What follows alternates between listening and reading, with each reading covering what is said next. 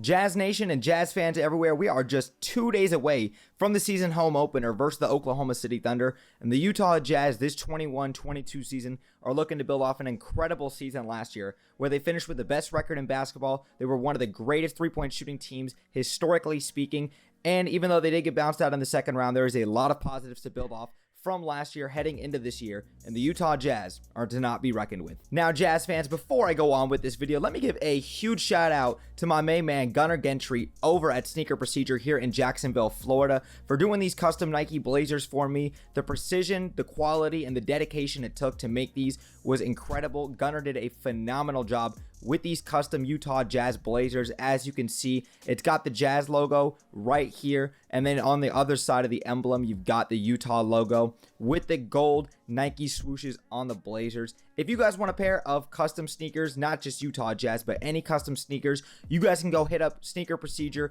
over on Instagram and on Etsy. I will link to those down below. Huge shout out to my man, Gunnar Gentry. Now, Jazz fans, let's stop wasting time and let's hop right into this video. There is 3 key things I want to talk about when we discuss this team this year. And the first thing has got to be with head coach Quinn Snyder. Now, look, everyone in the Jazz organization and Jazz fans everywhere, we all love Quinn Snyder. The mad scientist, this guy has really changed the culture of the Utah Jazz's franchise.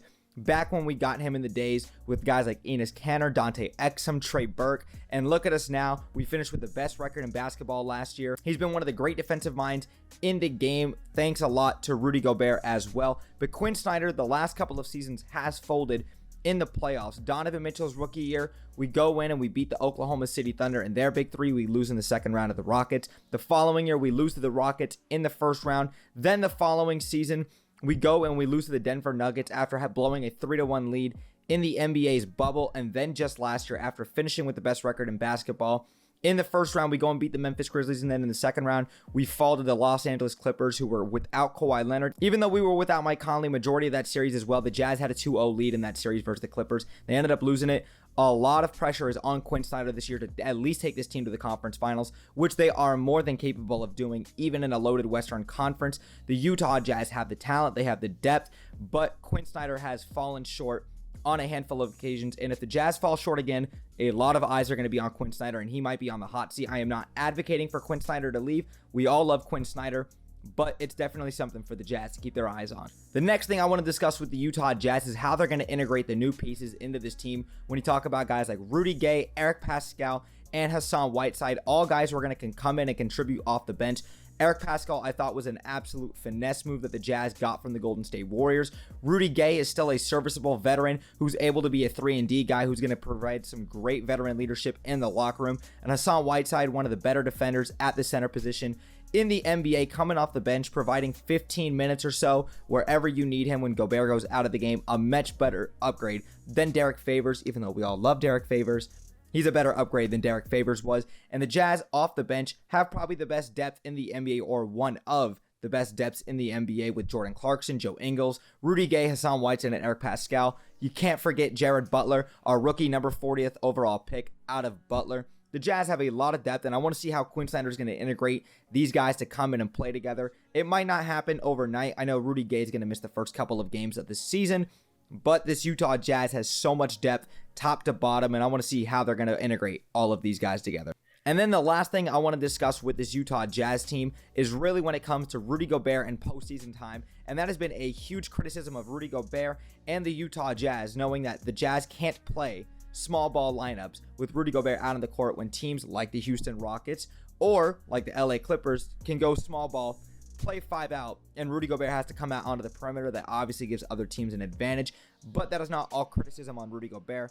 That is on the Jazz for not having enough solid wing defenders in order to allow Rudy Gobert to be on the floor. The Utah Jazz's differential was 17.9 when Rudy Gobert was on the court versus off the floor. That was the highest in the NBA last season. It shows you the impact that Rudy Gobert makes on this Utah Jazz's team, regardless of him swatting shots away.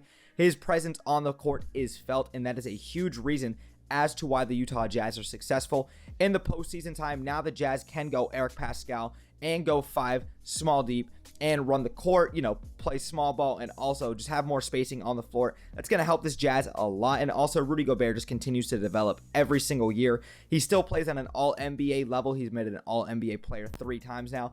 And Donovan Mitchell, we know what this guy's going to do come postseason time. 5th in NBA history, in NBA postseason scoring history. Yes, you heard me right. Donovan Mitchell's only behind Kevin Durant, Jerry West, Allen Iverson, and don't remember the other one, so that's on me. But point is, Donovan Mitchell is 5th in NBA postseason scoring of all time. That doesn't tell you something about Spider Mitchell.